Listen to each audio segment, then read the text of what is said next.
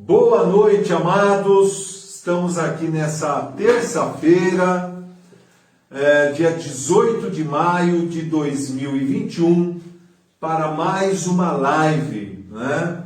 E essa semana eu quero convidar você a participar conosco desse seminário que nós vamos dar, né? Abordando um tema extremamente importante. Eu tenho certeza que você vai ser grandemente abençoado com esse tema. As diferenças entre o Velho Testamento e o Novo Testamento, entre a Velha Aliança e a Nova Aliança. Isso é muito importante, né? Todo cristão precisa compreender essas verdades espirituais, né? Glória a Deus da gente poder estar aí juntos mais uma semana, né? E espero que vocês estejam bem, os amados, e nós vamos fazer uma oração antes de abordar esse assunto, tá bom? Um abraço a todos os irmãos e irmãs da IHM, tá bom? Glória a Deus. Pai querido, Pai amado, Pai glorioso, em nome do Teu amado Filho Jesus, Pai, nós Te damos toda a honra, nós Te damos toda a glória, nós Te damos todo o louvor. Eu Te agradeço, Senhor, Te agradeço por mais um dia que o Senhor nos concedeu. Te agradeço pelo Teu grande amor, Te agradeço pela Tua bondade, Te agradeço pela Tua fidelidade. E pedimos ao Pai, em nome de Jesus, que o Senhor abençoe essa live, que o Senhor abençoe esse momento que nós vamos ter juntos, Pai. Que o Senhor abençoe, Pai, essa ministração, que esta palavra não volte vazia, mas cumpra o seu propósito. Que o Senhor me dê, Pai, a unção necessária, a sabedoria, a habilidade para trazer essa palavra de maneira clara, com autoridade, ousadia e sabedoria, para abençoar e edificar o Teu povo. Eu oro e Te agradeço, em nome de Jesus. Amém e amém. Glória a Deus. Amém. Aleluia. Convidar você a pegar a tua Bíblia. Deixa aí a tua Bíblia, né? Então, como nós falamos, né? A Bíblia Sagrada, né? Ela é composta por 66 livros. 66 livros, né?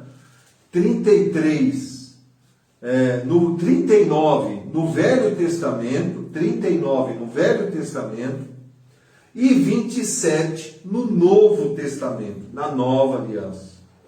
Ela foi escrita num período aproximado de 1500 anos, por 44 autores.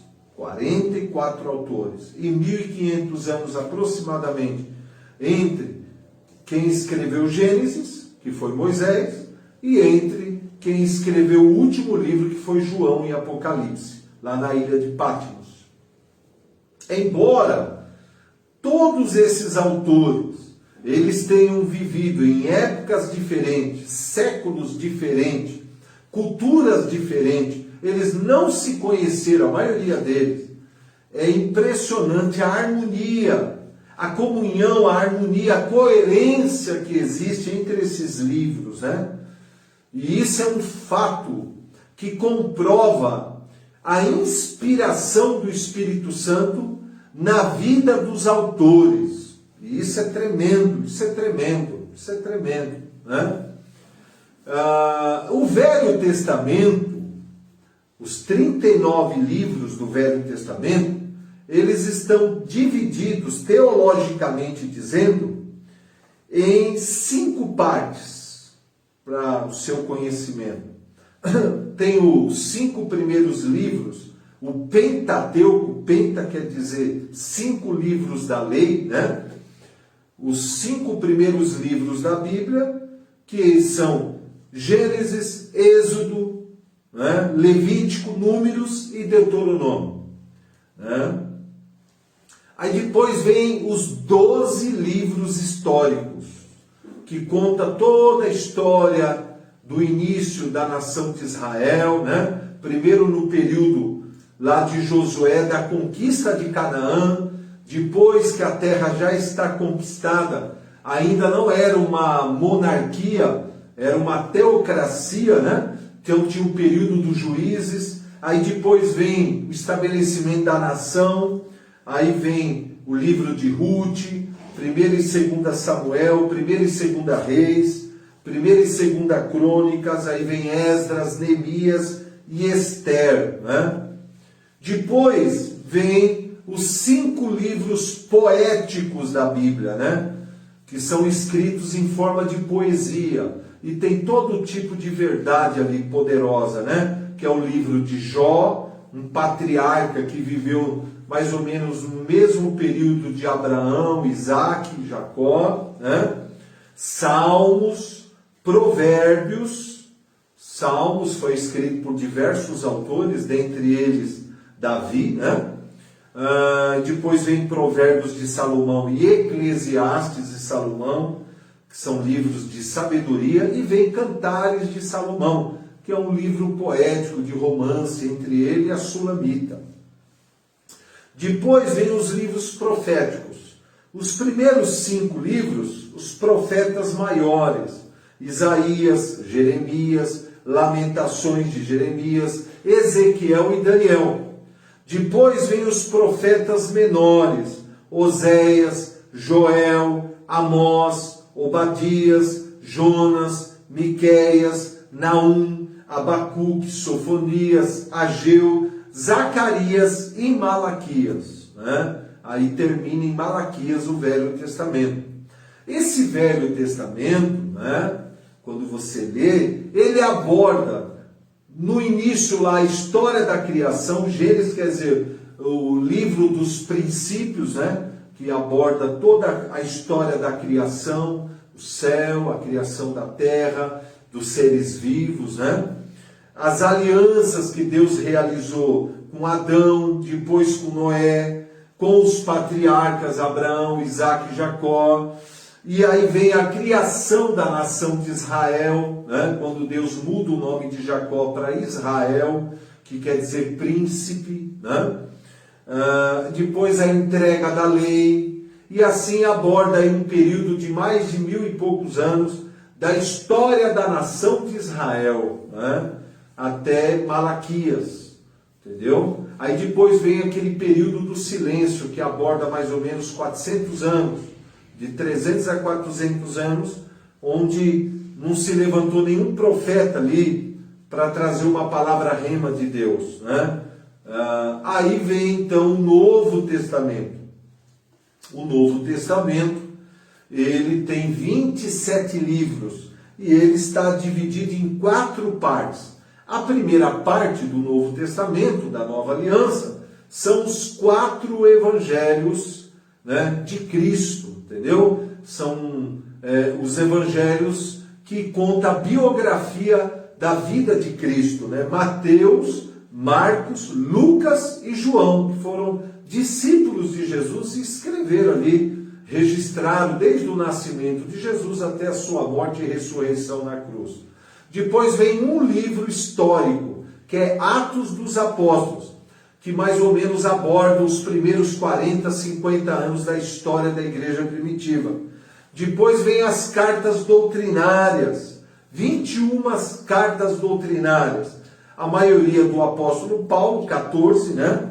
Que Romanos, a carta de Romanos, 1ª e 2ª Coríntios, Gálatas, Efésios, Filipenses, Colossenses, 1ª e 2ª Tessalonicenses, 1ª e 2ª Timóteo, Tito, né? Filemon. Aí vem a carta de Hebreus, entendeu? Que ninguém sabe quem é o autor. Uns dizem que é Paulo, outros dizem que foi Apolo, outros dizem que foi um outro autor desconhecido. Aí vem a carta de Tiago, as 2 do apóstolo Pedro, e as 3 do apóstolo João, e por último o apóstolo Judas, não o que traiu Jesus, o meio-irmão de Jesus, né? Então aí termina as 21 cartas doutrinárias que rege, né, o estatuto da igreja, a maneira como a igreja, o povo de Deus, tem que viver na nova aliança. Aí vem o livro profético, um só, que é o Apocalipse, escrito pelo apóstolo João, quando ele esteve exilado na ilha de Patmos, lá na Grécia, né? Onde Jesus aparece para ele e revela para ele as profecias que já estão se cumprindo, né? Do Apocalipse, e ainda irão se cumprir outras. Bom, o Novo Testamento, ele aborda desde o nascimento de Jesus Cristo, a anunciação, né, feita pelo anjo a Maria, anunciando o nascimento virginal de Cristo, do Salvador, né? A vida de Jesus, os seus ensinamentos, os seus milagres, sua convivência com os discípulos, a escolha dos 12 apóstolos, discípulos, a morte de Jesus na cruz, a sua ressurreição e os últimos dias com os discípulos após a ressurreição, para dar a eles consolação, fortalecimento da fé, relembramentos e dar mandamentos e orientações para os discípulos. Depois vem, né, a história da igreja, os 40, 50 primeiros anos da igreja, a igreja cumprindo o ide de Jesus, né, a obra de evangelização do mundo, de discipulado, depois a história da conversão do apóstolo Paulo, que era Saulo, que perseguia a igreja, e em caminho, né, para Damasco, teve um encontro com Cristo, se converteu, e ali inicia o seu ministério fantástico, as suas 3 viagens missionárias, as perseguições que a igreja enfrentou, e aí termina no capítulo 28, né, dando continuidade à história da igreja, o apóstolo Paulo em Roma, onde ali ele pôde pregar durante 2 anos, numa prisão domiciliar, antes de ser martirizado. Também, né, a descida do Espírito Santo lá no Pentecostes, e termina então com o Apocalipse, com as profecias, né? Muitas já se cumpriram e outras estão ainda por se cumprir nos próximos anos. Glória a Deus, né, pelo Velho Testamento e o Novo Testamento. Bom, agora que eu já passei um panorama, né, geral do Velho e do Novo, eu quero falar um pouquinho sobre o Deus das alianças, o Deus da aliança, né? O nosso Deus é um Deus de aliança. Em toda a Bíblia Sagrada, vemos Deus realizando aliança com diversos homens, né? Aliança significa um pacto, um acordo, né? Quando Deus realiza uma aliança, um acordo, um pacto com alguém, é porque Ele deseja realizar na vida dessa pessoa e através dessa pessoa um propósito específico, né? Toda aliança, ela traz consigo 3 coisas importantes. Primeiro, um ou mais propósito e diversos mandamentos a serem obedecidos pela pessoa que está sendo aliançada com Deus e recebendo esse propósito a ser cumprido e mandamentos a serem obedecidos. Também traz consigo diversas promessas e bênçãos em caso de obediência. Isso é importante. E a punição em caso de desobediência, né? Ou seja, a quebra da aliança, o rompimento da aliança, né? Vamos falar um pouquinho, eu vou te dar um exemplo sobre a aliança que Deus fez com Adão. Vou pedir que você abra a tua Bíblia aí, né? Depois que Deus criou o homem à sua imagem e semelhança, e o colocou no jardim do Éden para o guardar e cultivar, Deus então faz uma aliança com Adão e dá a ele esses mandamentos. Olha lá. Tomou, pois, o Senhor Deus ao homem e o colocou no jardim do Éden para o cultivar e o guardar.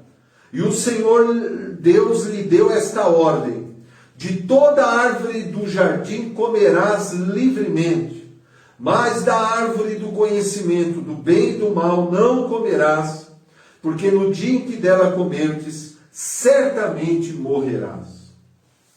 Deus então, ele, ao fazer uma aliança com Adão, como eu falei, toda aliança traz três coisas: o propósito, o mandamento, as promessas e bênçãos, e a punição e o castigo. Qual é o propósito? Formar uma família. Deus fala para Adão, deixa teu pai e tua mãe. Embora Adão não tivesse um pai biológico, porque ele não nasceu de uma mulher, ele foi criado pelas próprias mãos de Deus, e Deus soprou sobre ele o fôlego de vida. Adão não teve pai nem mãe.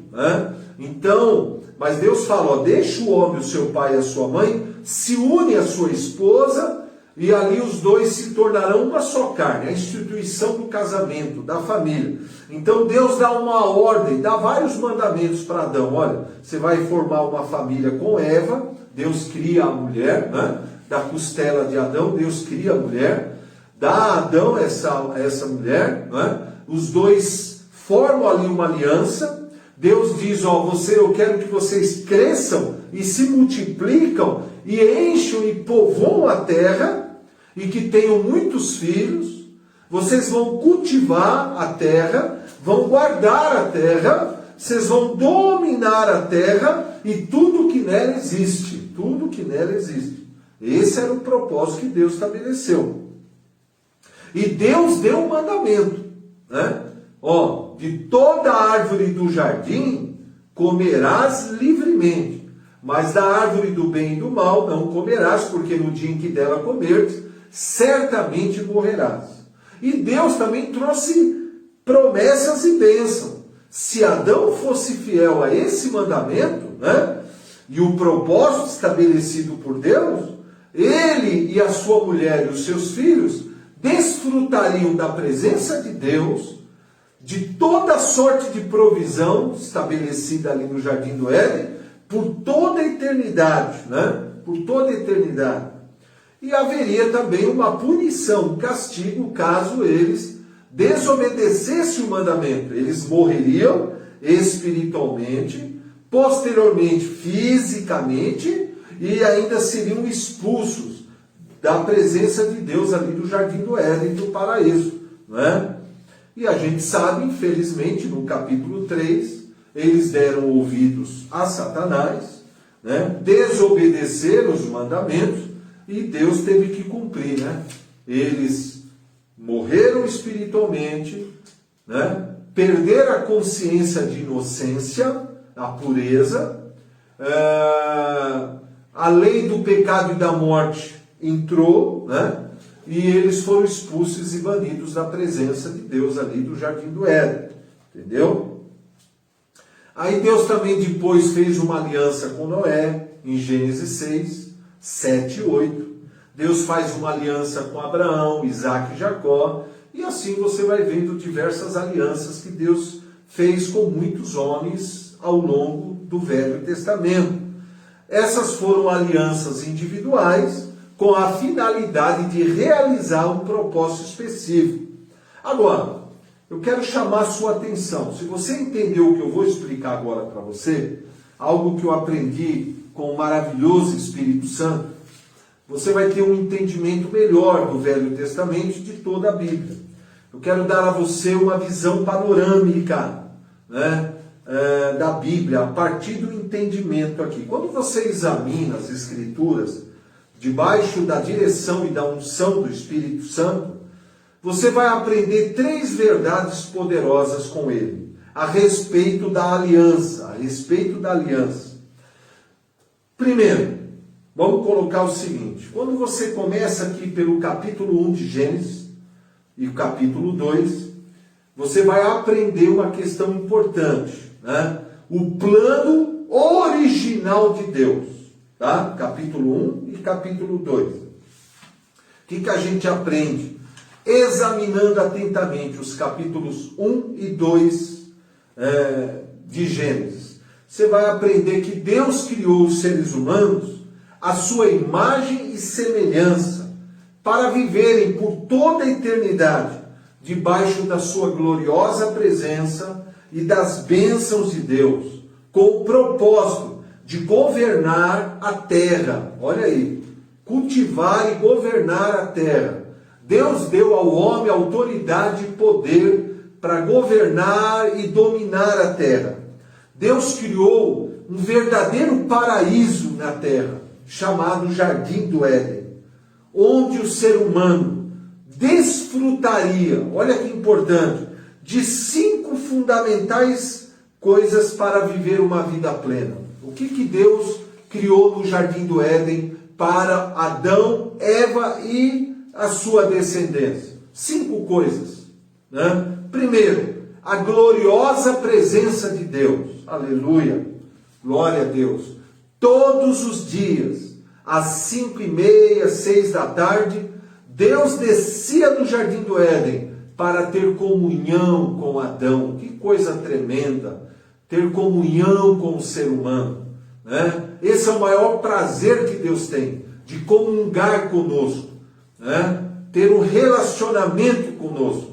Segundo, no Jardim do Éden havia abundância, plenitude do amor, da paz e do gozo do Espírito Santo. O amor de Deus, a paz de Cristo e o gozo do Espírito Santo.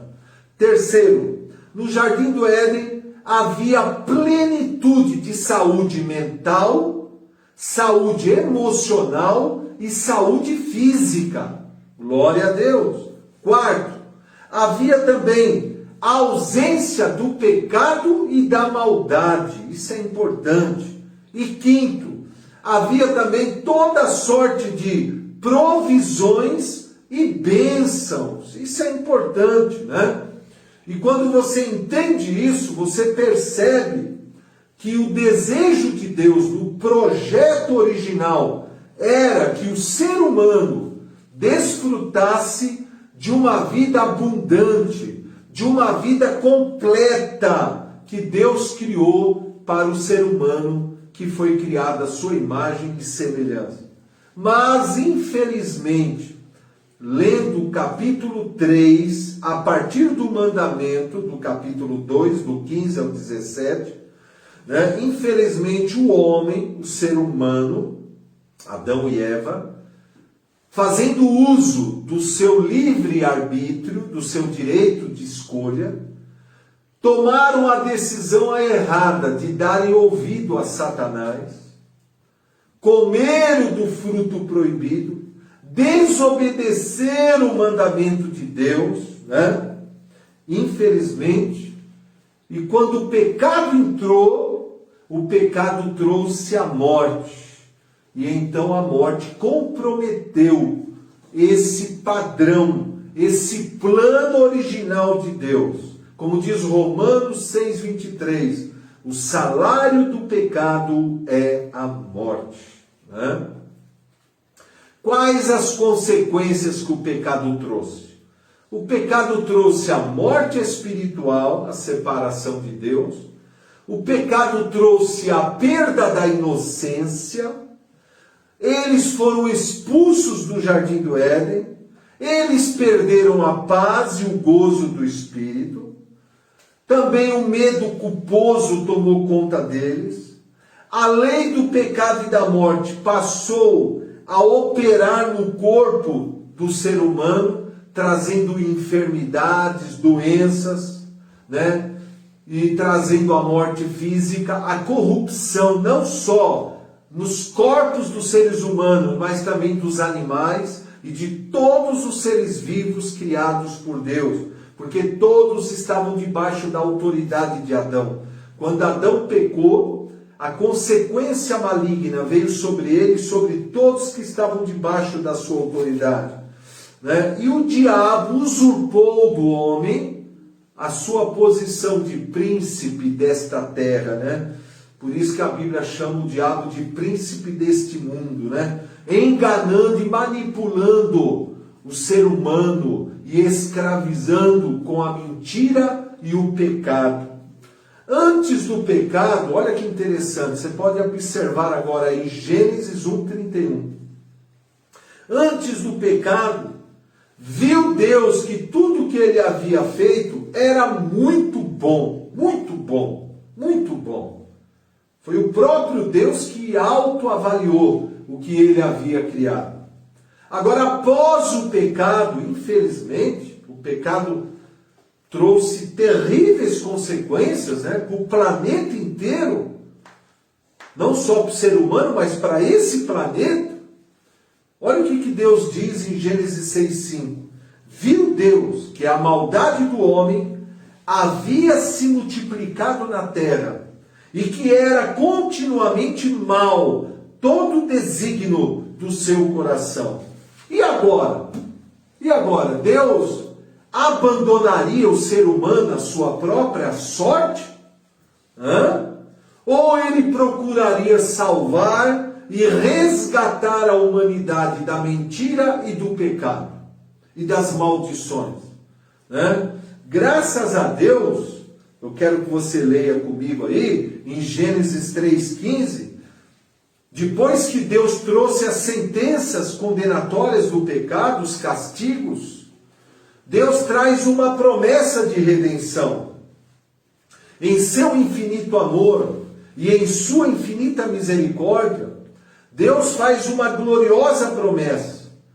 Ele diz, da semente da mulher que foi enganada pela serpente, da semente dela, nasceria o descendente da mulher, o Redentor, glória a Deus, que quando viesse, esmagaria a cabeça da serpente, que representa o diabo, e teria então as chaves da morte e do inferno, e realizaria a redenção de toda a humanidade. Glória a Deus. Aí vem uma parte importante, meus irmãos. Procure entender isso. A partir de Gênesis 3,15, a partir dessa promessa de redenção, aí então Deus começa a trabalhar na história. Deus começa a trabalhar na história, no Velho Testamento, para construir toda a história, todo o cenário mundial para o nascimento virginal de Jesus Cristo, que nada mais é do que o descendente da mulher. Jesus é o cumprimento profético de Gênesis 3,15. A Bíblia diz que na plenitude dos tempos, Jesus nasceu da Virgem Maria, concebido pelo poder do Espírito Santo. Por quê? Porque ele não podia nascer da semente entre a relação da mulher e o homem. Porque senão Jesus nasceria com a semente do pecado, herdando o pecado, herdando a velha natureza. Então Jesus nasce, da semente da mulher, mas de maneira sobrenatural. Uma virgem engravidou pelo poder do Espírito Santo. E então, na plenitude dos tempos, nasce Jesus para salvar e redimir a humanidade do pecado, da morte eterna. Então, a partir de Gênesis 3,15, Deus então começa a construir uma história. E sobre essa história construída no Velho Testamento, nós vamos falar quinta-feira. Eu só vou dar uma pequena pincelada. Infelizmente, você vai ver aí que depois que Deus faz essa triste constatação em Gênesis 6,5, que a maldade do ser humano estava se multiplicando cada vez mais, ao ponto dele ficar desgostoso, ter se arrependido de ter criado um ser humano. Deus ficou muito triste, muito desgostoso. Então Deus acha um homem justo na terra, um homem temente a ele, um homem de bom coração, que é Noé. E então Deus chama Noé, faz uma aliança com Noé, e anuncia o dilúvio, que é o juízo que Deus iria trazer sobre aquele mundo antigo para castigar o pecado, né, generalizado na humanidade, entendeu? E mesmo assim, Deus, na sua infinita misericórdia, Deus pede para Noé construir uma arca gigante, enorme, onde ele iria, né, estaria ali a família de Noé, né, para preservar a raça humana, estaria ali um casal de cada espécie de animais, para poder preservar a raça humana, e também os animais criados por Deus. E levou aproximadamente mais de 100 anos para Noé conseguir construir, porque não havia tecnologia naquela época, né, como nós temos hoje. E durante esses 100 anos, Noé pôde pregar a justiça de Deus e alertar aquele povo a respeito do dilúvio. Infelizmente, as pessoas, mesmo ouvindo a pregação de Noé, não deram ouvidos a Noé, né? Debocharam, né? Menosprezaram, ridicularizaram e continuaram vivendo uma vida pecaminosa. Chegou no momento em que Deus falou para Noé: o barco está, a arca está pronta, entra você, né? Os animais, sua família, e eu vou mandar o dilúvio, como de fato ocorreu. E todo aquele povo antigo, né, morreram pelo dilúvio. Então, quando Noé, depois de muitos dias que as águas baixaram, né, e Noé ali faz um sacrifício de agradecimento a Deus, de louvor a Deus, sacrifica um animal representando o Cordeiro de Deus que viria morrer por nós na cruz, né? Sempre tipificando o descendente da mulher, Gênesis 3,15. Então Deus aparece a Noé novamente, faz uma aliança com Noé, né? Diz para Noé que não destruiria mais a terra com dilúvio, entendeu? Deus abençoa Noé, Deus abençoa a sua descendência e dá uma ordem para eles se espalharem novamente pela terra, crescer e se multiplicar novamente. E a partir da família de Noé, hoje nós já somos aí mais de 7 bilhões de pessoas, né? Glória a Deus por isso. Deus na sua infinita misericórdia. Depois, né, Deus escolhe um homem chamado Abraão, lá em Ur dos Caldeus.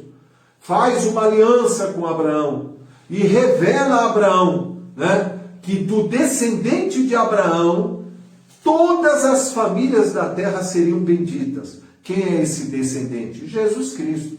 E Jesus Cristo estava profetizando que, né, milhares de anos depois nasceria Jesus, entendeu? O descendente da mulher, sempre Gênesis 3,15, tá bom? Então toda essa história, a partir de Gênesis 3,15, nós vamos passar na quinta-feira, né? Não perca, tá bom? E aí no domingo, no culto de celebração, nós vamos terminar esse seminário, ou dar a terceira parte, se assim for necessário a semana que vem dar continuidade, falar das diferenças entre o velho e o novo. Antes da gente fazer essas comparações entre o velho e o novo, é importante todo esse panorama para você entender o que significa o Velho Testamento, para depois compreender o Novo, porque Paulo deixa claro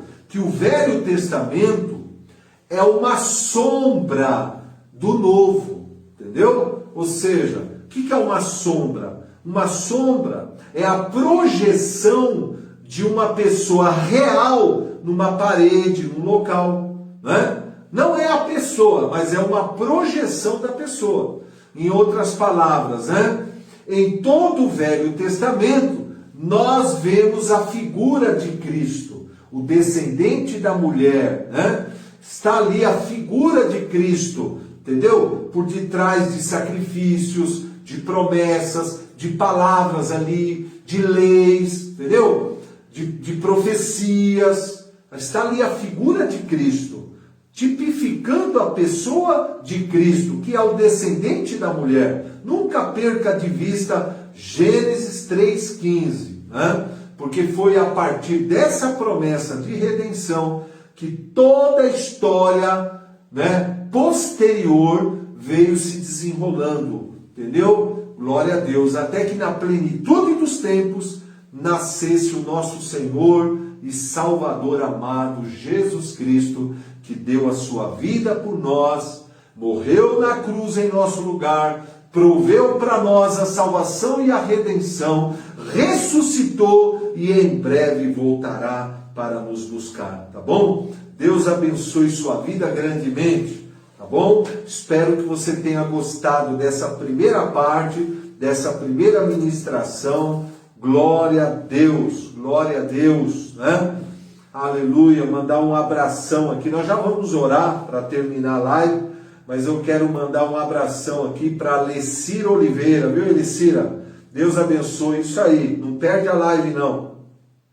Wellington Rosário, a Edinalva Menezes, glória a Deus, a Maria Aparecida Custódio, a Meire Barbosa, a Cícera Pinheiro, a Branca, Branca, glória a Deus, Branca, a Vanusa e o Adriano, a Thaís Model, a Marlene Francisca, o Mateus Lázaro, glória a Deus, a Lourdes Pires Miranda, o Edilcio e a Silvana, glória a Deus, a Jane Pagani, a Luzineide, o Zé Nenê e a Brenda, Terezinha Landinha, o Maluí, com a irmã Maria, a Angelita, glória a Deus, o Zé Ferreira com a Sandra em Cotia, minha amada mãe, Deus te abençoe, mãe, Fernando Gomes com a sua esposa, a Patrícia Sá, glória a Deus, a Sueli Costa, muita gente querida aí, a Daniela Araújo, a Rose, viu, Rose? Nós estamos orando, viu, Rose? Amém? Orai uns pelos outros. E o Chiquinho, glória a Deus, a Damiana Custódia, a Marisa Bento, a Esther Ferraz, glória a Deus, o Maciel, com a Sheila, glória a Deus, a Esther, Deus abençoe, a Edinalva, só gente querida, só gente amada, e Deus abençoe todos vocês, né? Depois que você terminar essa live, compartilha, para a gente poder abençoar muita gente aí nas redes sociais, né? Tá bom? Que Deus abençoe grandemente, vamos orar. Pai querido, Pai glorioso, Pai bendito, eu te agradeço, Senhor, por esse momento especial, esse momento importante. Quero aqui te agradecer, meu Pai eterno, meu Pai celeste, por esse momento especial, te agradecer pela oportunidade de ministrar a Tua Palavra e que a Tua Palavra não volte vazia, mas cumpra o seu propósito. Abençoa todos que estão nos assistindo e aqueles que vão nos assistir posteriormente. Que o Teu amor, a Tua paz, a Tua graça, a Tua bênção seja derramada sobre cada um, Pai. Abençoa, Pai, nossas vidas, abençoa nossas famílias, abençoa nosso ministério, abençoa o nosso país, nossos governantes. Tem misericórdia de nós, ó Pai. Livra-nos dessa malignidade, desse vírus. Livra-nos de todo mal, Pai, que recai sobre o mundo. Perdoa os nossos pecados. Lava-nos com teu sangue, Senhor, e abençoe a todos. Nós oramos em nome de Jesus. Amém e amém. Glória a Deus. Um abraço a todos. Deus abençoe.